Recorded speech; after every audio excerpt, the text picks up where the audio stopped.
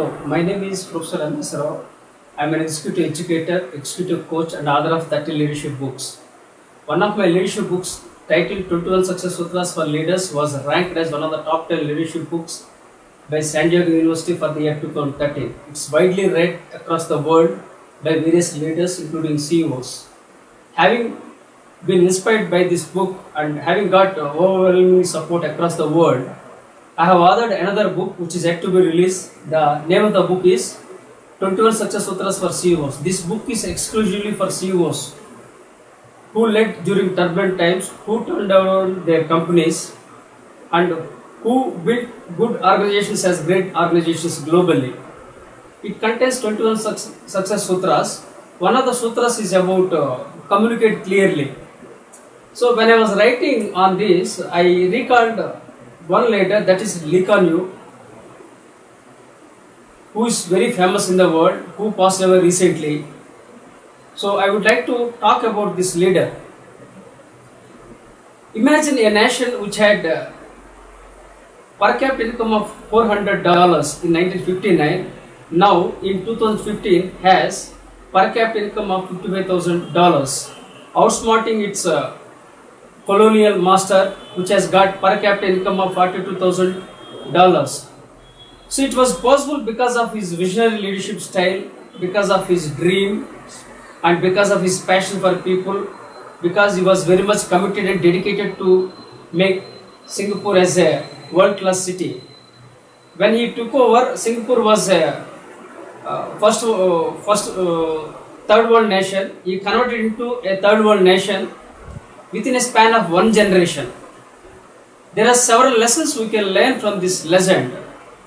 Here are some of the lessons. First thing is, he was highly energetic. He was an energetic leader, full of energy and enthusiasm. Second thing was, he led by example. Whatever he preached, he practiced. He cleaned the streets to make Singapore as a clean city in the world. That means he didn't have any false prestige. He worked with other people, cleaned streets that showed that he was committed. So like that, he led by example, and he endured several shocks and setbacks during his lifetime. For instance, Malaysia was separated from Singapore, and he literally broke down at the time of separation, but he never gave up. Like Winston Churchill is known as a British bulldog who never gave up.